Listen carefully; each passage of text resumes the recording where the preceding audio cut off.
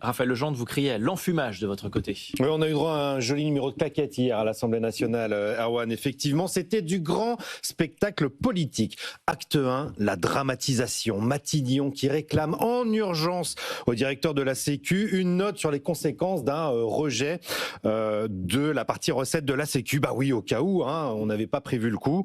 Voir un peu ce qui se passe, quoi. Acte 2, à 15h, la réponse tombe.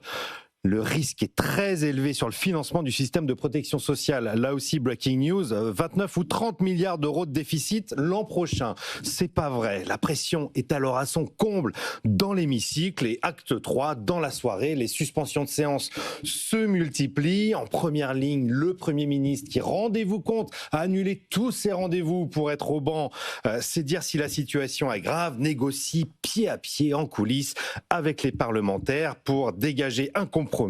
Tout cela pour, au final, je vous donne dans le mille, obtenir peu avant minuit une hausse sur la CSG des revenus du capital et l'abandon du doublement des franchises médicales. Oui, plus d'impôts et moins d'économies. Bravo, monsieur le ministre, quelle maestria politique, quel talent de négociateur. Une haie supplémentaire vient d'être franchie dans la course au budget avec à chaque fois un peu plus d'impôts et un peu moins d'économie. Non, vraiment, bravo monsieur le ministre. Franchement, on marche sur la tête. Raphaël, quand même, le Premier ministre a réussi à dégager un compromis, ce qui est plutôt de bon augure pour l'adoption du PLFSS. Non, mais ça a été de l'enfumage et de la communication toute la journée, Erwan. Cette mise en scène est faite pour créer le buzz. La réalité, c'est que si Matignon veut tenir les déficits, il a toutes les cartes en main pour le faire, parce que le PLFSS, c'est d'abord et avant tout du réglementaire. Hormis pour le gel des pensions et des allocations sociales, tout est à la main de Matignon.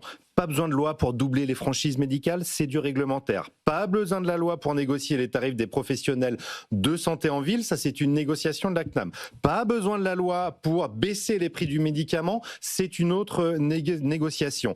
La quasi-totalité en réalité de l'ONDAM, de l'objectif de dépenses d'assurance maladie, c'est 7 milliards d'économies quand même, c'est du réglementaire. Seulement voilà. Pour ça, il faut un peu de courage politique. Le talent de Sébastien Lecornu, c'est qu'il va réussir à faire passer deux reculades, encore une fois des hausses d'impôts et des renoncements sur les économies, comme une victoire politique. Ils ont fait ça pendant tout le budget. C'est quand même assez fort. Je rappelle simplement que la responsabilité institutionnelle d'un Premier ministre, c'est de conduire la politique d'un pays. Pas de dire « ça n'est pas de ma responsabilité, débrouillez-vous le Parlement ».